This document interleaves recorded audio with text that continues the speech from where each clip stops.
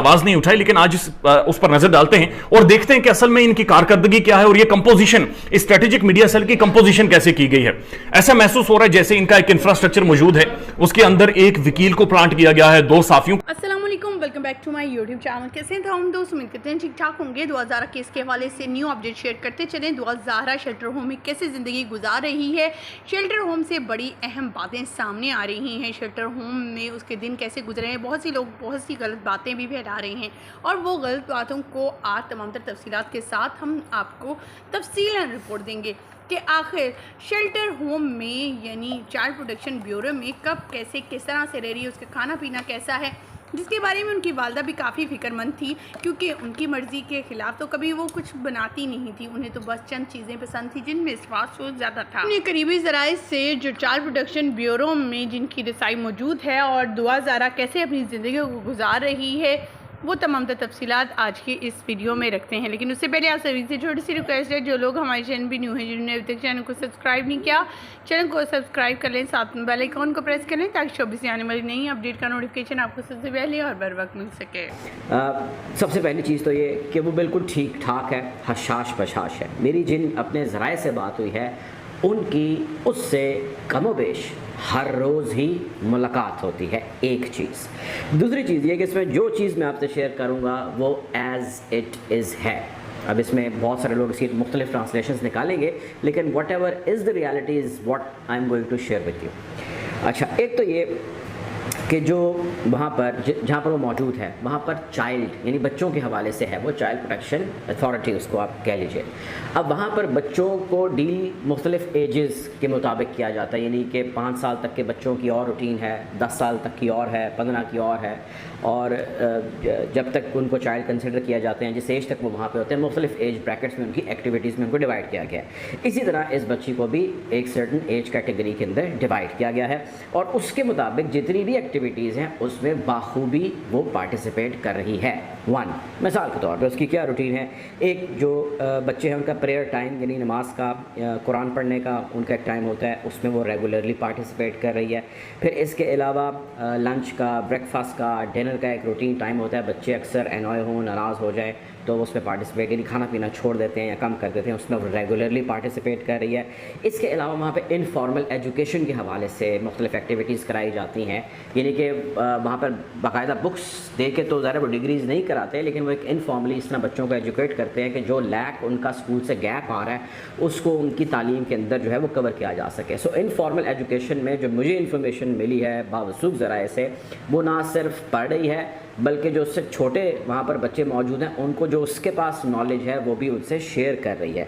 इसके साथ साथ इंडोर गेम्स, कुछ इंडोर एक्टिविटीज़ वहाँ पर हैं, मिसाल के तौर पर लूडो है, कैरम बोर्ड है, टेबल टेनिस है, इस किस्म की गेम्स वगैरह में भी वो रेगुलरली पार्टिसिपेट कर रही है। हाँ, एक और चीज़ ये जो मेरे सोर्सेस ने मुझे कंफर्म की कि हमारे यहाँ टाइम एक एलोकेट किया जाता है टेलीविज़न देखने का, और सर्टन जो है वो टेलीविज़न के ऊपर चैनल्स या जो मूवीज़ आप लगा सकते हैं वो सर्टन है जो एक एज तक के लोग देख सकते हैं, बच्चे देख सकते हैं।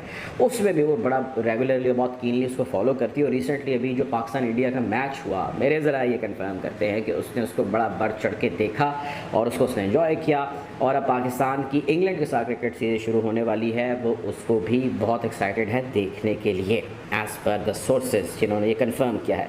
खाना पीना बिल्कुल ठीक खा रही है, कोई मुलाकात किसी से भी नहीं हुई। जो कोई कह रहा था कि उसकी मुलाकातें कुछ लोगों से हुई हैं वो कतई तौर पे गलत इन्फॉर्मेशन है। उसकी तबीयत भी बिल्कुल ठीक है। माजी में जिसने कहा कि तबीयत ख़राब है उसने गलत कहा। बातें बहुत ज़्यादा करती है दुआ, जो हमारे सोर्सेज ने कंफर्म किया है। और इसके साथ साथ उन्होंने कहा कि वो हशाश बशाश है, बिल्कुल नॉर्मल है। हाँ, जब वो आई थी लाहौर से कराची तो थकी हुई थी और 2-4 दिन जो है उसकी थकावट के अंदर या वो मोशन या ट्रैवल सिकनेस जो हो जाती है उसके अंदर जो है वो थोड़ी सी कंसर्न वो रही या अपसेट रही। उसके बाद she is perfectly normal. So they are happy that she is doing well and she is happy जहाँ वो रह रही है, they are doing well for them. So ये वो उस बच्ची की अभी की कंडीशन है। इसके हवाले से जितनी भी कयास सराइयाँ की जा रही हैं वो सिर्फ कयास सराइयाँ, बातें की जा रही हैं वो सिर्फ बातें हैं। जो ये इन्फॉर्मेशन है, अगर किसी को डाउट है وہ میرے سے ذاتی طور پہ بھی رابطہ کر سکتا ہے. آپ کو اس کی اوتھینٹسٹی جب میں شیئر کروں گا تو آپ کو سمجھ آ جائے گی کہ یہ وہ انفارمیشن ہے جو ایز اٹ از ہے. خیر اب آگے بڑھتے ہیں. اچھا اب دوسری چیز یہ کہ اس کیس کا فیصلہ کب ہوگا. کافی دن ہو گئے, ہفتے ہو گئے, بلکہ مہینے ہو گئے, یہ کیس حل ہی نہیں ہو رہا. اور جو ملزمان ہیں ظہیر اینڈ کمپنی میں جتنے بھی لوگ شامل ہیں وہ لوگ ضمانتیں بھی لے رہے ہیں اور واپس اپنے گھروں کو بھی چلے گئے ہیں. آئی مین واٹ از دا سولوشن. بچی اپنے باپ سے اب بھی علیحدہ ہے, وہ اس کے پاس اس کی کیپٹیوٹی میں رہ کے آئی ہے, اب وہ چائلڈ پروٹیکشن کے پاس ہے. جس بندے کی کیپٹیوٹی میں رہ کے آئی ہے اس کو سزا بھی نہیں ہو پا رہی. آئی مین واٹ از گوئنگ آن. سو اس کا آنسر وہی ہے جو میں نے اس کیس کے آغاز میں آپ کو دیا, اور وہ آنسر ہے کہ اٹ ول ٹیک ٹائم. اور وہ آنسر ہے کہ یہ وہ وقت جس وقت میں آپ مایوس ہو رہے ہیں, پینک پھیل رہے ہیں, انریسٹ ہیں, اور بہت زیادہ ایک ڈپریشن کی سی کیفیت ہے, اور اب بندہ سنتا ہے اس کیس کا کہتا ہے یار چھوڑو, اس کیس کے اندر ہم ہی غلط تھے, باقی ہو سکتا ہے اس کے اندر کوئی اور لوگ ٹھیک ہوں, کوئی تعویلیں گرنے والے ٹھیک ہوں اس کے اندر. تو ایسا نہیں ہے.